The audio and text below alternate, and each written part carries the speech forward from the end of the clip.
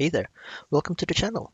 This is Caffeinicus, and today's video will showcase a game in the Tier 7 Royal Netherlands Navy cruiser, the Eendracht.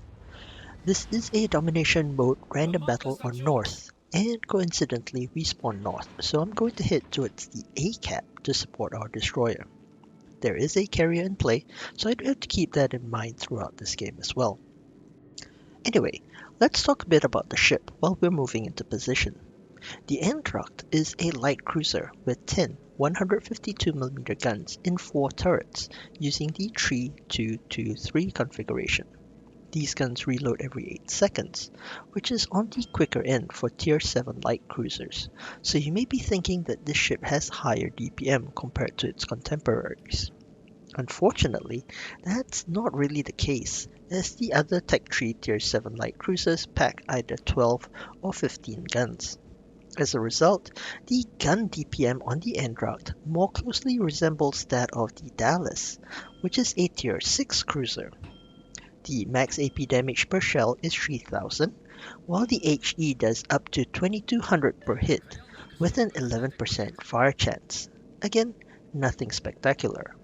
Oh, and before I forget, the AP penetration characteristics of these shells are also the worst compared to the Tier 7 Tech 3 152mm light cruisers.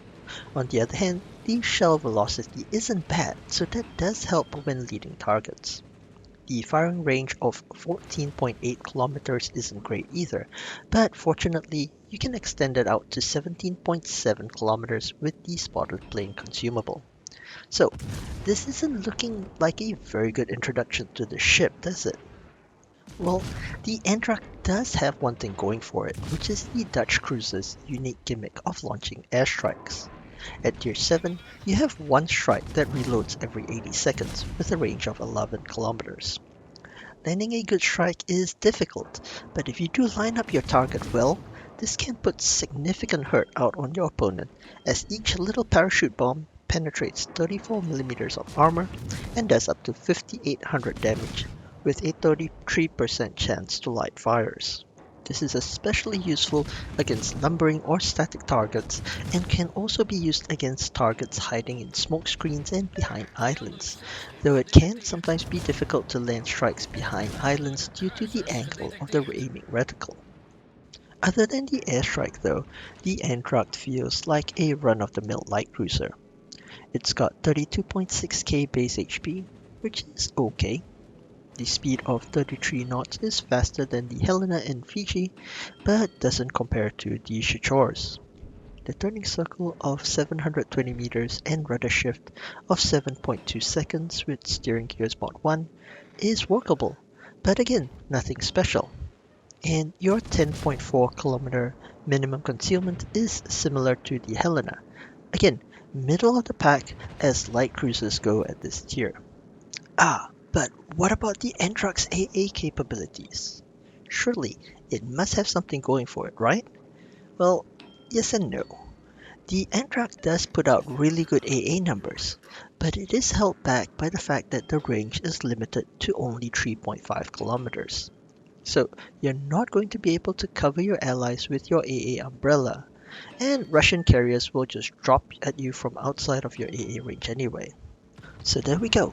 Sounds like we have a slightly undergunned, generic light cruiser with the ability to drop pigeon pellets on its enemies every minute and a half. But let's see how she actually plays out. So far, we've provided some support to our destroyers at A and helped to wreck our counterpart on the enemy team. Unfortunately, our Kagero unwisely loitered in his smoke-playing gunboat and ate torpedoes to go chill with Davy Jones. Our Akizuki similarly had a bit of a fish diet, but was fortunate to stay afloat. That means there's now a Hatsuharu and Kagero on the western flank spotting me and my friends for the 3 enemy battleships in the rear. I briefly catch a glimpse of the Kagero and sent shells his way before he smoked up.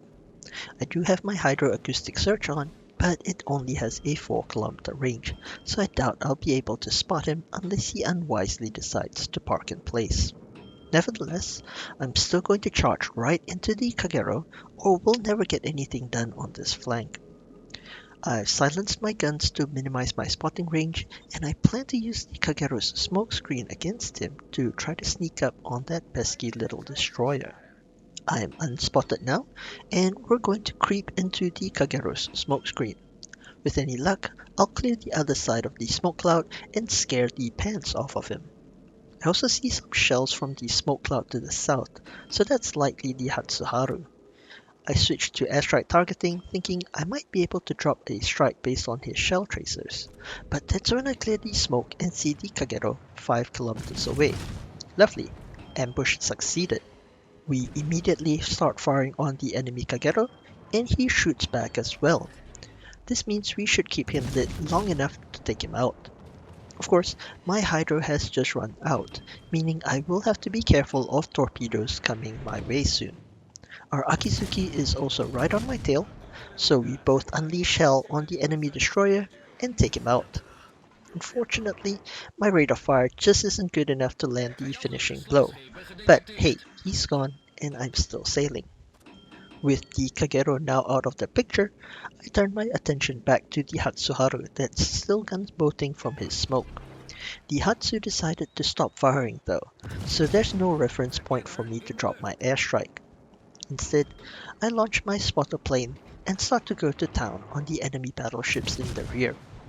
As usual though, my spotter plane assisted aim is abysmal, and I'm flubbing most of my salvos. I'm also shooting at the Kansas here, but with only 25mm of HE armor penetration, I'm really not doing much to that battleship even when I do hit. But whatever, I'll lob as many shells out as I can and hope for some fires.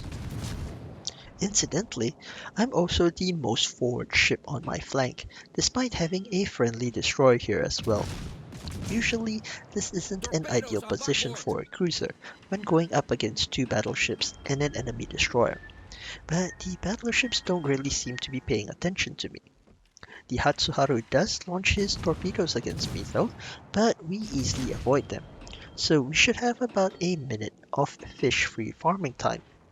I finally get some hits in on the Kansas's superstructure, but again, not really a lot of damage here. That's the problem with Tier 7 light cruiser guns against higher tier battleships. The 25mm HE pen doesn't give you consistent damage, and even with IFHE, you still won't break the 32mm armor threshold. So you're pretty much stuck trying to hit the superstructure or light fires for your damage. And speaking of which, we finally get some fire RNG. The Kansas also starts shooting at me, but we turn in and slow down to dodge all his shells. And our QE also finishes him off with some nice shooting as well. A bit of a pity for me since he was burning up nicely, but still, that's another ship we don't have to worry about. I was going to push forward and start farming the Issei here, but the Hatsuharu gets spotted briefly, so we send some shells his way. Our first salvo is junk, but we do land a hit and get a fire with our second salvo. The Hatsuharu smokes up, so our third salvo misses as well. So it's back to farming that hybrid Japanese battleship. You can also see how the Eendracht's poor AA range means that we can't support our friends against this dive bomber strike here. But I don't think the Aki and Amagi are going to be too worried. They'll shred these tier 6 planes pretty easily on their own. Oh, and some good fire RNG on the Issei means we light him up nicely. And a second salvo adds a third fire, but he immediately puts them out, so no nice dot damage for me.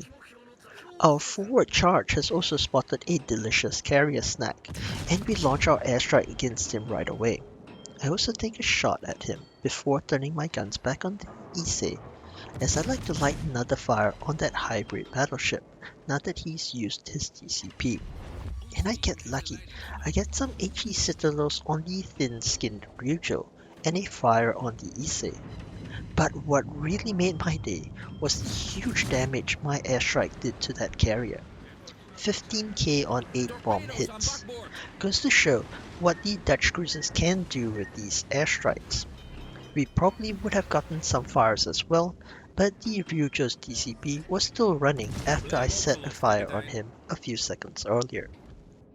Unfortunately, turning to try to dodge the torpedo bombers meant that I couldn't finish off the carrier, and so I'm still stuck on 0 kills despite having done 80,000 damage so far. Well, fine, maybe we'll get to whittle down the Issei instead. We get yet another fire on him, but I'm also paying attention to what the Bismarck is doing, just in case he decides he wants some of my tasty HP. It looks like the Bismarck is doing his own thing, so I keep my fire on the Issei. I also drop an airstrike on that battleship, but this time all of the bombs fail to penetrate, and we get 0 damage out of that strike, even though we've lined it up pretty well. Honestly though, I think that while it's easier to line up airstrikes against slow lumbering targets, they are more effective against lighter targets like cruisers and destroyers. It's just much harder to hit those targets as they tend to be more nimble and maneuver more in the time that it takes for your strikes to land. Anyway, I've got to be a bit more careful here as I am broadside onto a couple of battleships. So, as much as I'd like to continue pursuing the Issei to burn him down, I don't want to get too close to both him and the Bismarck as they can quickly chunk me down. So I begin to disengage, all the while keeping an eye out on my priority target indicator as well as the position of the Bismarck's guns. He is looking at me, so I turn sharply and angle away. But it looks like the Bismarck has lost interest. So now it's time to pepper him with some lead. There are also torpedo bombers incoming, but I think they're going for the QE, so not something I can do much about. Instead, I line up another airstrike on the Bismarck as he pushes in towards me. But I think I've offset it just a little bit too much, so we don't get any hits. That's a pity as it would have been nice to maybe get a couple of fires going. But that's okay, because we did light a fire with our guns. So let's turn our attention to the Zeven Provinciën in front of us. This is the Tier 8 Dutch dockyard reward ship, and I'm going to try to see if we can make his life a little bit more toasty. He's launching his airstrikes against our friendly Amagi, and this time we are close enough to help out with our AA. It seems that both the Provinciën and Bismarck are pointing their guns in our direction, but I'm angled against the Bismarck, so I'm not too worried.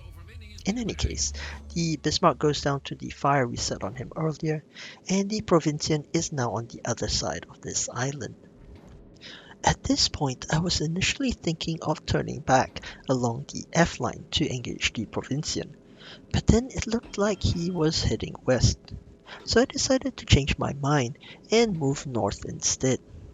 You can also see me dropping an airstrike over the island here, and that's one of the things you can do with these Dutch cruisers. No enemy ship is truly safe even behind islands.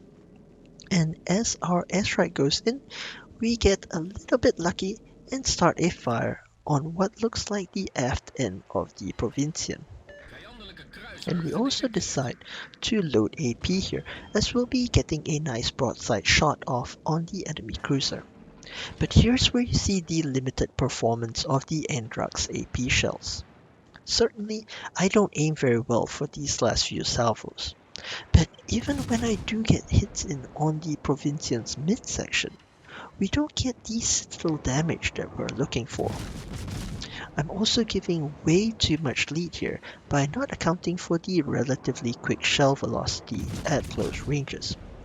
But our team takes out that enemy cruiser and clinches the game on points. So let's take a look at the post-game results.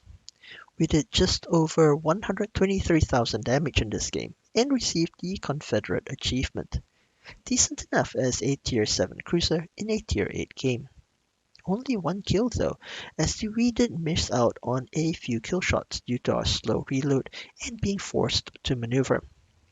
We lit 16 fires in this game, which is really nice.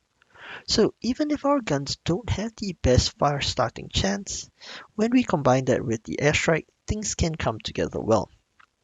Our base XP was 2352 to top our team, And despite our short-ranged AA, we did get 18 planes shot down, so it's not too bad when the enemy planes loiter close to the ship. The majority of our damage came from our HE shells and fires, but also a little over 20,000 from our airstrikes. The big chunk, of course, being on the Ryujo. And finally, the credits and XP screen.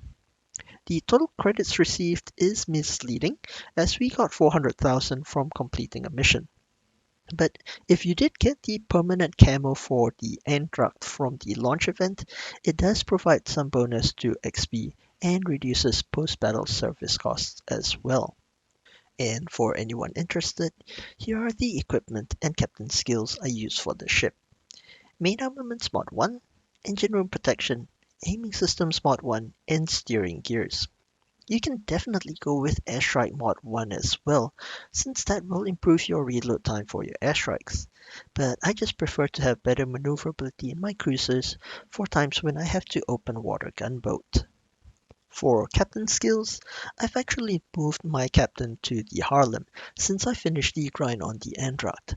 But I ran a captain with greased gears, priority target, adrenaline rush, and concealment expertise. You can see that I have superintendent here for the Harlem, but on the Eendracht I would get survivability expert, demolition expert, or focus fire training instead with those extra points. So the Eendracht in a nutshell. Despite its mediocre DPM, I kind of like the ship. On paper, the DPM and fire chance seems rather meh, but in game it doesn't feel too bad at all. Especially if you can time your airstrike to hit your opponents while its DCP is on cooldown. You can end up lighting multiple permafires on enemy ships and seriously burn them to the ground. Or you can get massive direct damage numbers on ships with thinner deck armor that can be penetrated by your bombs. Anyway, I hope you've enjoyed today's video. If you did, please do me a favor and hit the subscribe and like buttons below, as it helps me grow the channel. You can also click the bell button to get notifications the next time I post videos. Thank you for watching, and take care.